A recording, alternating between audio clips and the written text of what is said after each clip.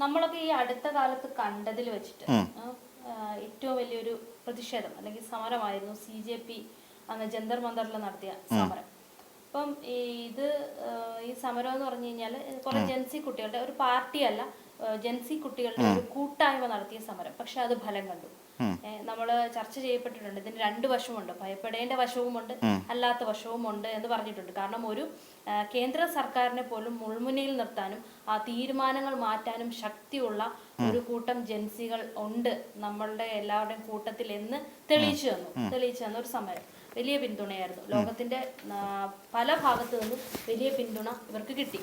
അപ്പം ആ പിന്തുണ ഉള്ളത് കൊണ്ട് തന്നെ സ്വാഭാവികമായിട്ട് നമ്മളെല്ലാവരും കരുതുമല്ലോ നാളെ ഒരു ദേശീയ പാർട്ടിയായിട്ട് ഇത് ഉയർന്നു വരാൻ സാധ്യതയുണ്ട് എന്നും നമുക്കെല്ലാവർക്കും ഒരു സംശയം തോന്നാറുണ്ട്. പക്ഷേ ഒരിക്കലും ഒരു പാർട്ടി രൂപീകരണത്തിലോട്ട് പോവില്ല എന്ന് CJP അവകാശപ്പെടുന്നുണ്ടെങ്കിലും അതിനെ നമുക്ക് പൂർണ്ണമായിട്ട് വിശ്വസിക്കാൻ പറ്റുമോ? ഇപ്പം നമ്മൾ ഒരു ദേശീയ പാർട്ടി എന്നുള്ള നിലയിലേക്ക് ഉയർന്നു വരിക എന്ന് പറഞ്ഞു കഴിഞ്ഞാൽ നിലവിലത്തെ CJPക്ക് കിട്ടിക്കൊണ്ടിരിക്കുന്ന പിന്തുണയും ഒക്കെ പരിശോധിക്കുമ്പോൾ ഇടതു പാർട്ടികളെല്ലാം CJPക്കൊപ്പം നിൽക്കുന്നു. ഇതൊരു ജൻസി സമരമായതുകൊണ്ട് തന്നെ നാളെ ഒരു വലിയ തോതിലുള്ള ഒരു മുന്നേറ്റം ഈ ജൻസികൾക്ക് സാധിക്കും എന്ന് പറയുന്നൊരു ചിന്താഗതി നിലനിൽക്കുന്നു. ആം ആദ്മി പാർട്ടി പോലുള്ള പാർട്ടികൾ രംഗത്തേക്ക് വരുന്നു. അപ്പം ഇങ്ങനെയുള്ള ആളുകളൊക്കെ രംഗത്തേക്ക് വരുന്നൊരു സാഹചര്യം ഇപ്പം നിലവിലുണ്ട്. ഇവിടെ CJPയെ സമീപം ജോർജ് സോറോസ് എന്ന് പറയുന്ന ഒരു ഹംഗേറിയൻ ടീം ഇതിനകത്ത് ഫണ്ട് ചെയ്യുന്നുണ്ട് എന്ന തരത്തിലുള്ള ചില ആരോപണങ്ങൾ വരുന്നുണ്ട്. അപ്പം അത് അദ്ദേഹത്തിൻ്റെ ഒരു ഫൗണ്ടേഷൻ വഴി ഇത് മനുഷ്യാവകാശ പ്രവർത്തനം എന്നൊക്കെ പറഞ്ഞിട്ട് ജീവകാരുണ്യ പ്രവർത്തനം എന്നൊക്കെ പറഞ്ഞിട്ട് ഫണ്ട് വരുന്നുണ്ട് എന്ന നിലയിലേക്കുള്ള ഒരു ടോക്ക് ഇപ്പം ഓൾറെഡി പൊതുവിൽ വന്നിട്ടുണ്ട്. അതായത് CJPയുടെ ഈ മുന്നേറ്റം കാണുമ്പോൾ BJP പോലെ ഇപ്പോൾ എനിക്ക് തോന്നുന്നു അതിൻ്റെ ഒരു പുതിയ ഒരു വെർഷൻ അല്ലെങ്കിൽ അതിൻ്റെ ഒരു ഭാഗമായിട്ടായിരിക്കും ഇപ്പം ബീഹാറിൽ നടന്ന ഉപതെരഞ്ഞെടുപ്പിൽ ശക്തമായി BJP പരാജയപ്പെട്ടു പോയത് എന്നൊരു തോട്ടും വരുന്നുണ്ട്. എനിക്കത് പ്രശാന്ത് കൃഷ്ണനോ അങ്ങനെ ഉണ്ട് അവിടെ ജയിച്ചല്ലോ. അപ്പം ഇങ്ങനെ വരുന്നൊരു സാഹചര്യം കൂടിയുണ്ട്. അപ്പം BJPക്ക് ശക്തമായി തിരിച്ചടി കൊടുക്കാൻ കഴിയുന്ന BJPയുടെ ഒരു നേതൃത്വത്തെ തന്നെ മുട്ടുകുത്തിക്കാൻ കഴിയും. ഇവിടെ നമുക്കറിയാം രാഹുൽ ഗാന്ധി പരിശ്രമിച്ചിട്ട് പോലും നടക്കാത്ത ഒരു കാര്യമാണ് ശരിക്കും CJPയിലെ നേതാക്കന്മാർ അല്ലെങ്കിൽ അവിടുത്തെ CJPക്കാർ കുട്ടികൾ നടത്തിയെടുത്തത് എന്ന് പറയുന്ന രീതിയിൽ ലോക രാഷ്ട്രീയ ഭൂപടത്തിൽ പോലും ഇത് ശ്രദ്ധിക്കപ്പെടുന്നുണ്ട്.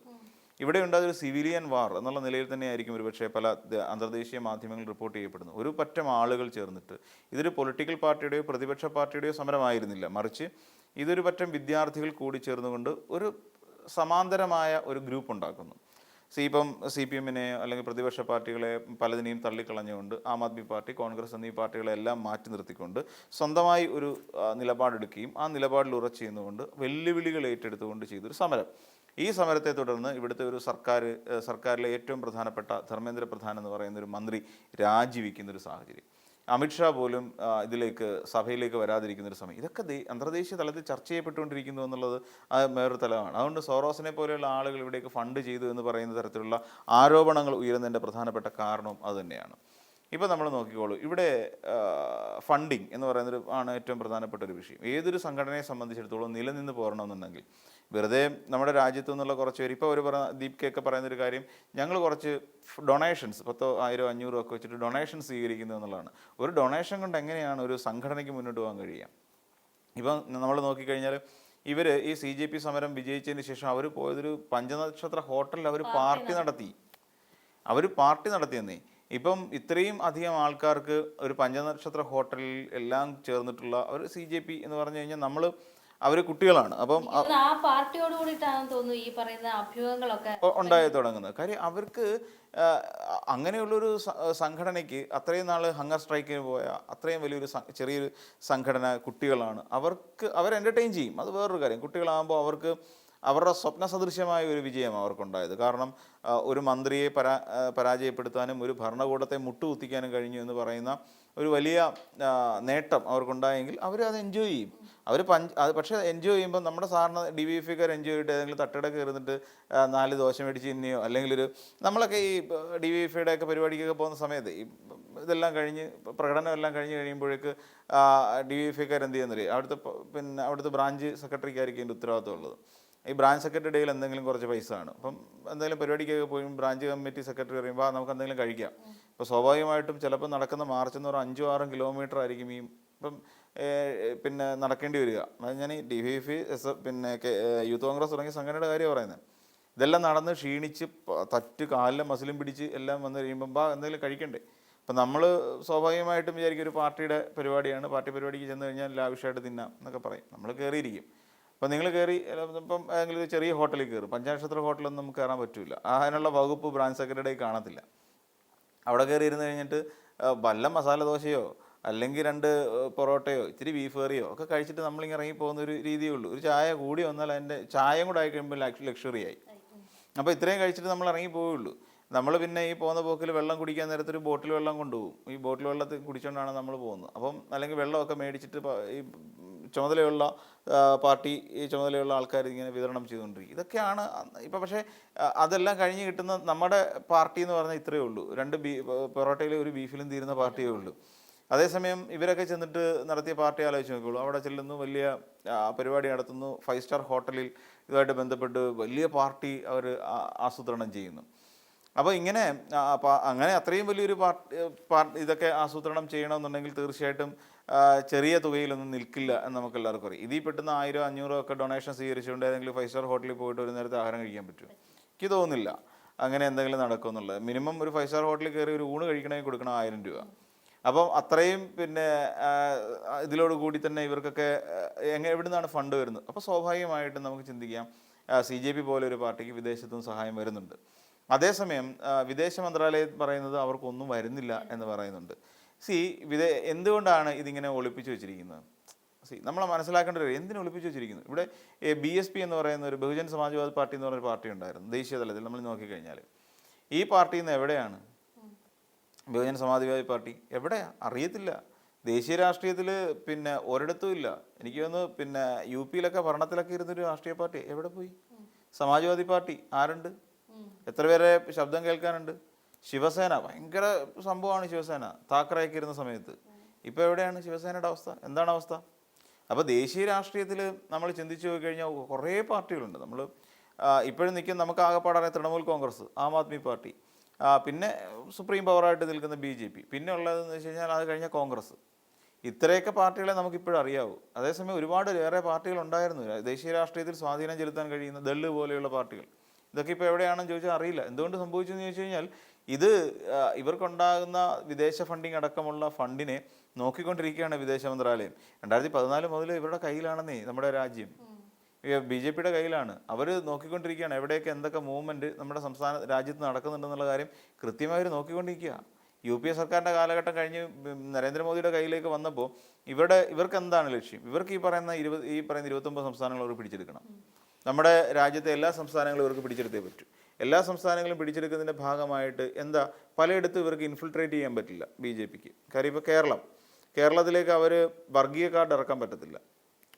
വർഗീയ കാർഡ് ഇറക്കിക്കൊണ്ട് ഇവിടെ ഭരണം പിടിക്കുക എന്ന് പറഞ്ഞാൽ നടക്കുന്ന കാര്യമല്ല. അപ്പം ഇവിടെ വർഗീയതയില്ല, ഇവിടെ സെക്യുലറിസ്റ്റിക്കാണ്. അവിടെ വേറെ തരം ഓപ്പറേഷൻസ് നടത്തണം.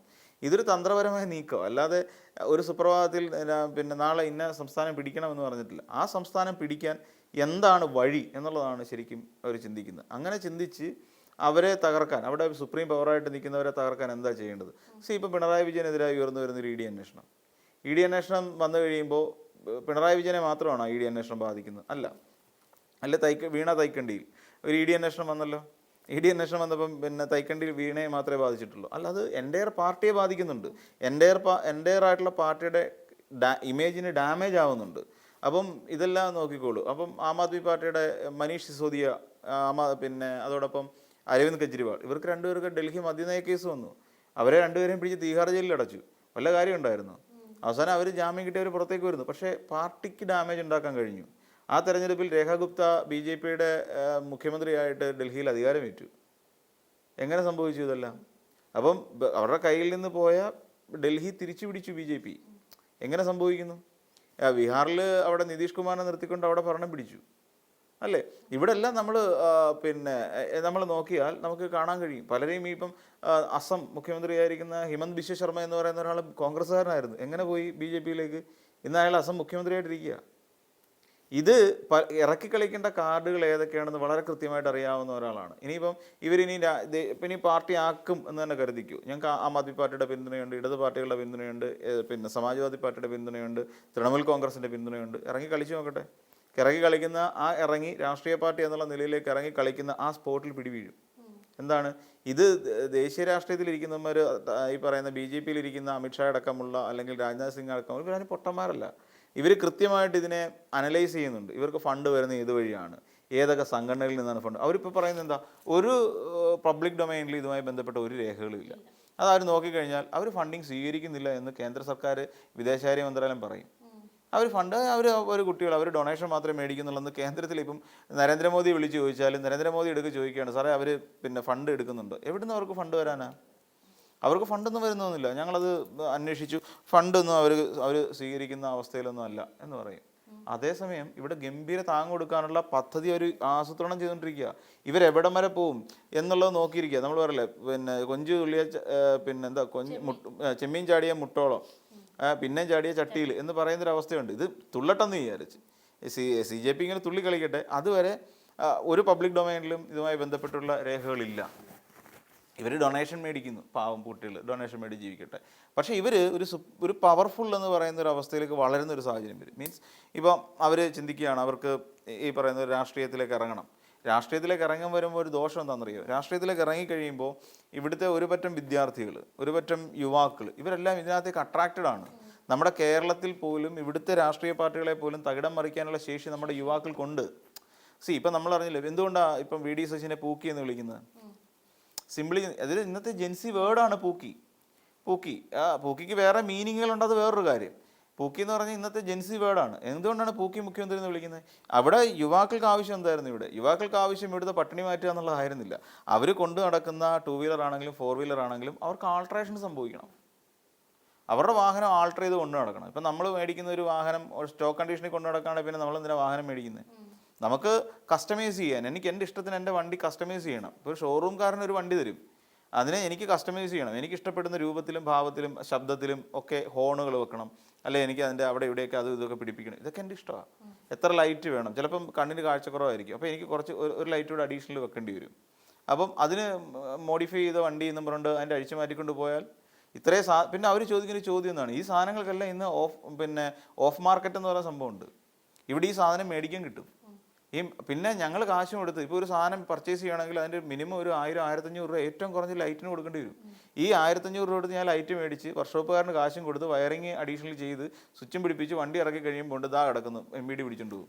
ഈ 1500-ഉം പിന്നെ 500 രൂപ ഈ ഫിറ്റിംഗ് ചാർജ് ഉൾപ്പെടെ 2000 രൂപ കഴിഞ്ഞ് പോയി നിൽക്കുന്നത്. പിന്നെ ഫൈനും അടയ്ക്കേണ്ടി വരും. അതെ, അതിന് MBDക്ക് ഫൈൻ കിട്ടി. അതായത് മറ്റേ ഇതിന് താറിന് അതാ എടുത്തോണ്ട് പോയി വണ്ടി. അതെ, വണ്ടി പിടിച്ചു, അവർക്ക് ഫൈൻ അടിച്ചു കൊടുത്തു. ഇതൊക്കെ അപ്പം പൂക്കി എന്ന് പറഞ്ഞുകൊണ്ട് അപ്പോൾ ചെറുപ്പക്കാരെ കയ്യിലെടുക്കാൻ വേണ്ടി ചെറുപ്പക്കാർ ഏറ്റവും കൂടുതൽ ആഗ്രഹിക്കുന്ന ഒരു സാധനം ഇട്ട് കൊടുത്തു. എന്നാൽ നടപ്പിലാവില്ലയോ എന്നുള്ളത്. അതുകൊണ്ട് കഴിഞ്ഞ ദിവസം ഗഡ്കരി പറഞ്ഞു നടപ്പിലാകുന്ന കാര്യമൊന്നുമല്ല, അത് എങ്ങനെയാണെന്നുള്ള കാര്യം ഞങ്ങൾ ദേശീയ മോട്ടോർ വാഹന വകുപ്പ് തീരുമാനിക്കും. അപ്പോൾ അതിനനുസരിച്ചേ പോവുള്ളൂ. അപ്പോൾ ഈ നടന്ന് പാവം പിടിച്ച പിള്ളേർ എന്ത് ചെയ്തു, പലതും വണ്ടിയെ കയറ്റുകയൊക്കെ ചെയ്തു. അവർക്കെല്ലാം പിടി വീണു. റോഡിൽ ഇറക്കാൻ പറ്റില്ല. വേണമെങ്കിൽ എക്സ്പോയ്ക്ക് കൊണ്ടുപോയിക്കും. അത് എക്സ്പോയ്ക്ക് കൊണ്ടുവന്ന് വണ്ടി ലോറിയെ കയറ്റി എക്സ്പോയ്ക്ക് കൊണ്ട് കാണിച്ചിട്ട് തിരിച്ചു കൊണ്ടുവരണം. അത്രേ ഉള്ളൂ. ഇത് ഇങ്ങനെ വന്ന് അതുകൊണ്ടാണ് ജെൻസി എന്ന് പറയുന്ന ഒരു വിഭാഗത്തെ ആകർഷിക്കാൻ അവരുടെ മുന്നിലേക്ക് ചില സാധനങ്ങൾ ഇട്ട് കൊടുത്താൽ മാത്രം മതി, അവർ കയറിക്കോളും. അപ്പോൾ കേരളത്തിലുള്ള കുട്ടികൾ എന്ത് ചെയ്യും? കേരളത്തിലെന്നല്ല, നമ്മുടെ രാജ്യത്തിൻ്റെ പല സംസ്ഥാനങ്ങളിലെ കുട്ടികൾ ഇതിനകത്ത് ആകൃഷ്ടരായി ഇറങ്ങും. അപ്പോൾ നോക്കുമ്പോൾ ധാരാളം ഫണ്ട് വരുന്നുണ്ട്. ഈ പറയുന്ന ഒരു സാഹചര്യം ദേശീയ രാഷ്ട്രീയത്തെ തന്നെ, അല്ലെങ്കിൽ നമ്മുടെ കേരളത്തിലെ അല്ലെങ്കിൽ നമ്മുടെ രാജ്യത്തെ ട്രഡീഷണലായിട്ട് പൊയ്ക്കൊണ്ടിരിക്കുന്ന കൺവെൻഷനലായിട്ട് പൊയ്ക്കൊണ്ടിരിക്കുന്ന ഒരു രാഷ്ട്രീയത്തിന് ഒരു വലിയ തകിടം മറിച്ചിലുണ്ടാവും. ഇത് വരുന്ന ഒരു സാഹചര്യം, ഇതിൻ്റെ എത്തുന്ന ഒരു സാഹചര്യമുണ്ട്. ഈ സാഹചര്യത്തിൽ കൃത്യമായി പിടിവീഴ്ത്താൻ ഇവർക്കറിയാം BJPക്ക്. അത് തന്നെയാണ് നമ്മുടെ എല്ലാ രാഷ്ട്രീയ പാർട്ടികൾക്കും. ഞാനീ പറഞ്ഞില്ലേ, എല്ലാ രാഷ്ട്രീയ പാർട്ടികൾക്കും ഈ കാലഹരണപ്പെട്ടുപോയ കുറേ പാർട്ടികളുണ്ട്. ഈ കാലഹരണപ്പെട്ടുപോയ പാർട്ടികൾക്കെല്ലാം BJP കൃത്യമായ പ്ലാനോട് കൂടി അടി കൊടുത്തിട്ട് തന്നെയാണ് ഈ അവസ്ഥയിലേക്ക് എത്തിയത്. ഇതാണ് ഇപ്പോൾ ഇനി സംഭവിക്കാൻ പോകുന്നത്. ഇത് വലിയ ദുരന്തത്തിലേക്കും അവസാനിക്കും എന്നുള്ളതാണ്. അതുകൊണ്ട് CJPക്ക് ഫണ്ടിനെ കുറിച്ച് അന്വേഷണം നടക്കുന്നുണ്ട്. ആ ഫണ്ട് കിട്ടുന്നുവെന്ന കാര്യം ഉറപ്പാക്കി കഴിഞ്ഞാൽ പിടിവീഴും. പുറമേക്ക് ഒരു വാർത്ത പോലും, ഒരു സിംഗിൾ വേർഡ് പോലും ഈ ഫണ്ട് അന്വേഷണവുമായി ബന്ധപ്പെട്ട് പുറത്തേക്ക് പോയില്ല എന്നുള്ളതാണ് വാസ്തവം.